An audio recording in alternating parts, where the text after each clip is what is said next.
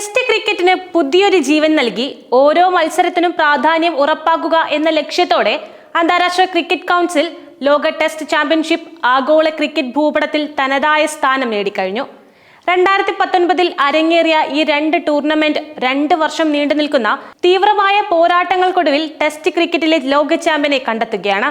2021 ന്യൂസിലാൻഡും 2023 ഓസ്ട്രേലിയയും കിരീടം സ്വന്തമാക്കിയപ്പോൾ ശക്തമായ പ്രകടനം കാഴ്ചവെച്ചിട്ടും 2 ഫൈനലുകളിലും കിരീടം കൈവിട്ട ഇന്ത്യൻ ടീമിന്റെ അവസ്ഥ ക്രിക്കറ്റ് ലോകത്ത് വലിയ ചർച്ചകൾക്ക് വഴിവെച്ചിട്ടുണ്ട്. എന്നാൽ ഈ ടൂർണമെന്റ് ടെസ്റ്റ് ക്രിക്കറ്റിന് നൽകുന്ന ആവേശത്തിനപ്പുറം അതിന്റെ പോയിന്റ് സമ്പ്രദായം, ഫൈനൽ വേദി, കളിക്കാർക്കും ടീമുകൾക്കുമുള്ള ഷെഡ്യൂൾ വെല്ലുവിളികൾ എന്നിവ സംബന്ധിച്ച് ഗുരുതരമായ വിമർശനങ്ങളും ഉയർന്നു വരുന്നുണ്ട്. പോയിന്റ് സമ്പ്രദായത്തിലെ അസന്തുലിതാവസ്ഥ, തുല്യമല്ലാത്ത മത്സരങ്ങളും വിജയ ശതമാനങ്ങളും നമുക്ക് നോക്കാം.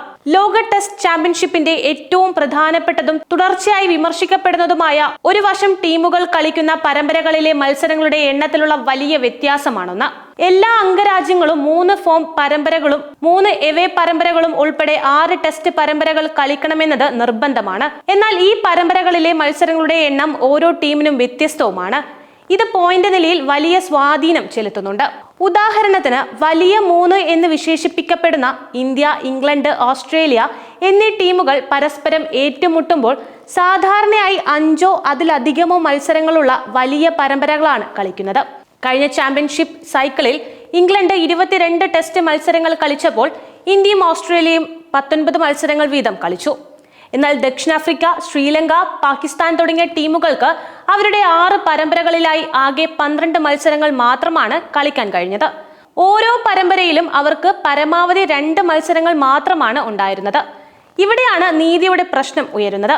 ഒരു 5 മത്സര പരമ്പരയിൽ വിജയിക്കുന്ന ടീമിന് ലഭിക്കുന്ന അതേ പോയിന്റാണ് ഒരു 2 മത്സര പരമ്പരയിൽ വിജയിക്കുന്ന ടീമിനും ലഭിക്കുന്നത്. ഇത് കൂടുതൽ മത്സരങ്ങൾ കളിക്കുന്ന ടീമുകൾക്ക് തോൽക്കാൻ കൂടുതൽ അവസരം നൽകുകയും ഇത് അവരുടെ മൊത്തം പോയിന്റ് നിലയെയും വിജയ ശതമാനത്തെയും പ്രതികൂലമായി ബാധിക്കുകയും ചെയ്യുന്നുണ്ട്. ഇംഗ്ലണ്ടിന്റെ കാര്യത്തിൽ ഇത് വ്യക്തമായിരുന്നു. 22 മത്സരങ്ങളിൽ 11 എണ്ണത്തിൽ വിജയിച്ച അവർക്ക് കുറഞ്ഞ ഓവർ നിരക്ക് പോലുള്ള കാരണങ്ങളാൽ 22 പോയിന്റുകൾ നഷ്ടപ്പെടുകയുണ്ടായി. അത് അവരുടെ വിജയ ശതമാനം 45% കുറഞ്ഞു.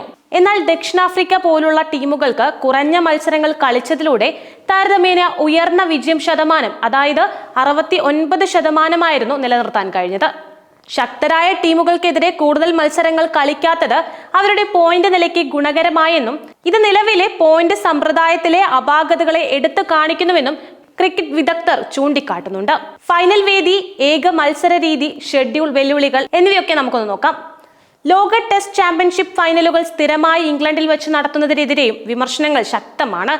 ജൂൺ മാസത്തിലെ അനുകൂല കാലാവസ്ഥയും എല്ലാ രാജ്യങ്ങൾക്കും എളുപ്പത്തിൽ എത്തിച്ചേരാനുള്ള സൗകര്യവും ICC ഈ തീരുമാനത്തെ ന്യായീകരിക്കാൻ ഉപയോഗിക്കുന്നുണ്ടെങ്കിലും ഒരു നിഷ്പക്ഷ വേദിയിൽ എല്ലാ ടീമുകൾക്കും തുല്യമായ സാഹചര്യത്തിൽ ഫൈനൽ നടത്തണമെന്നതാണ് ആവശ്യം.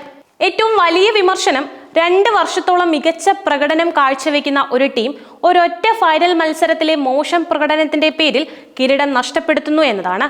കഴിഞ്ഞ 2 WTC ഫൈനലുകളിലും ഇത് ഇന്ത്യക്ക് വലിയ നിരാശ സമ്മാനിച്ചിരുന്നു. 2021 ന്യൂസിലാൻഡിനോടും 2023 ഓസ്ട്രേലിയയോടും ഇന്ത്യക്ക് ഫൈനൽ മത്സരത്തിൽ പരാജയപ്പെടേണ്ടി വന്നു. ഈ പരാജയങ്ങൾക്ക് ശേഷം മുൻ ഇന്ത്യൻ ക്യാപ്റ്റൻ വിരാട് കോഹ്ലിയെ പോലെയുള്ള പ്രമുഖർ WTC ഫൈനൽ ഒരു ഒറ്റ മത്സരത്തിന് പകരം 3 മത്സരങ്ങളായുള്ള ഒരു പരമ്പരയായി നടത്തണമെന്ന് ആവശ്യപ്പെട്ടിരുന്നു. ഇത് 2 വർഷത്തെ പരിശ്രമങ്ങൾക്ക് കൂടുതൽ പ്രാധാന്യം നൽകുകയും ഒരൊറ്റ ദിവസത്തെ പിഴവുകൾ കാരണം കിരീടം നഷ്ടപ്പെടുന്നത് ഒഴിവാക്കുകയും ചെയ്യുമെന്നാണ് അവരുടെ വാദം. വരും വർഷങ്ങളിൽ മത്സരങ്ങൾ വർദ്ധിക്കുന്നതും താരങ്ങൾക്ക് വിശ്രമം കുറയ്ക്കുന്നതും മറ്റൊരു പ്രധാന വെല്ലുവിളിയാണ്.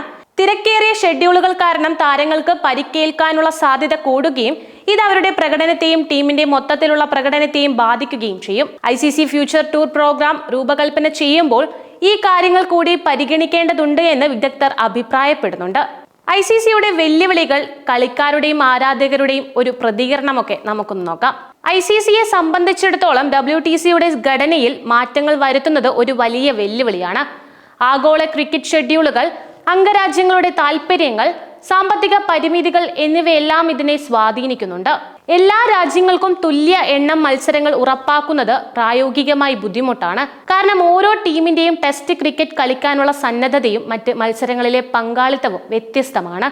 എന്നിരുന്നാലും താരങ്ങളിൽ നിന്നും ആരാധകരിൽ നിന്നും ശക്തമായ പ്രതികരണമാണ് ലഭിക്കുന്നത്. വിരാട് കോഹ്ലിക്ക് പുറമെ ഓസ്ട്രേലിയൻ ക്യാപ്റ്റൻ പാറ്റ് കമ്മിൻസും WTC ഫൈനൽ ഒരു ബഹുമത്സര പരമ്പരയാക്കണമെന്ന ആശയത്തെ പിന്തുണച്ചിട്ടുണ്ട്. താരങ്ങളുടെയും ആരാധകരുടെയും വർദ്ധിച്ചു വരുന്ന ആവശ്യങ്ങൾ ICC പരിഗണിക്കേണ്ടതുണ്ടെന്ന് ഇവർ വ്യക്തമാക്കുന്നുണ്ട്.